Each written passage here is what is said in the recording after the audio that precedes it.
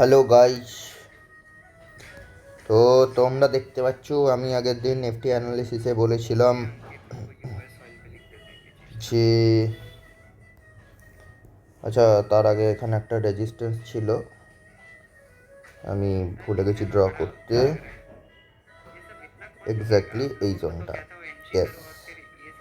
তো এবার তোমাদেরকে আগের দিন বলেছিলাম আমি যে এইখানে সাপোর্ট তো নিয়েছে একবার, সেকেন্ড টাইম সাপোর্ট নেওয়ার পর এখানে যদি কোনো গ্রিন ক্যান্ডেল ব্রেকআউট দেয় তাহলে আমাদের ফার্স্ট টার্গেট এইটা থাকবে। তারপর এখানে যদি কোনো গ্রিন ক্যান্ডেল ব্রেকআউট দেয় তাহলে আমাদের লাস্ট টার্গেট এইটা থাকবে।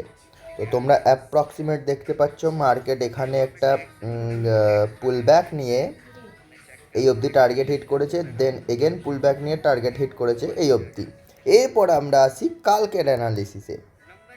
কালকের অ্যানালিসিস বলতে নিফটিতে যদি আমরা এক আপসাইডে যদি এইখানে কোনো ক্যান্ডেল ব্রেকআউট দেয় তাহলে আমরা লাস্ট যে রেজিস্ট্যান্স জোন আছে সেই রেজিস্ট্যান্স জোনটা ডেলি ক্যান্ডেলে যদি আমরা যাই তো দেখতে পাবো এই জোনটা অল টাইম হাই আমাদের যে জোনটা আছে এই জোনটা আমাদের টার্গেট থাকবে, কারণ মাঝখানে কোনো রেজিস্ট্যান্স নেই। তো আমরা দেখতে পাবো আগামীকাল অর্থাৎ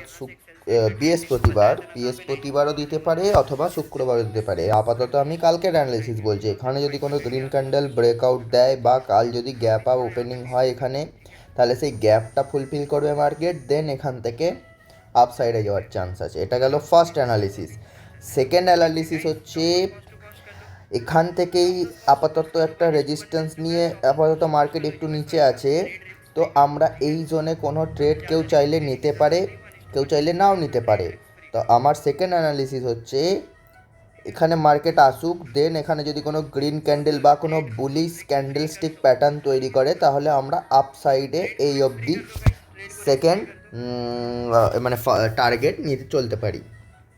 আর তারপরে অ্যানালিসিস হচ্ছে এই সাপোর্ট জোনটা যদি কোনো রেড ক্যান্ডেলে ব্রেকডাউন দেয় তাহলে আমাদের টার্গেট থাকবে এই জোনটা, না হলে আমাদের ফার্স্ট টার্গেট থাকবে এইটা, সেকেন্ড টার্গেট থাকবে এই জোনটা।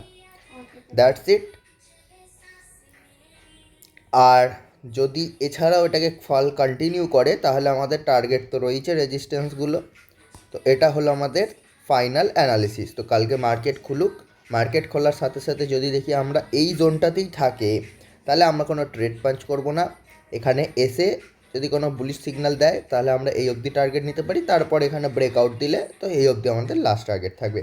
এরপর মার্কেট যাবে অল টাইম হাইয়ে, কারণ এরপরে মার্কেটে আর কোনো রেজিস্ট্যান্স নেই।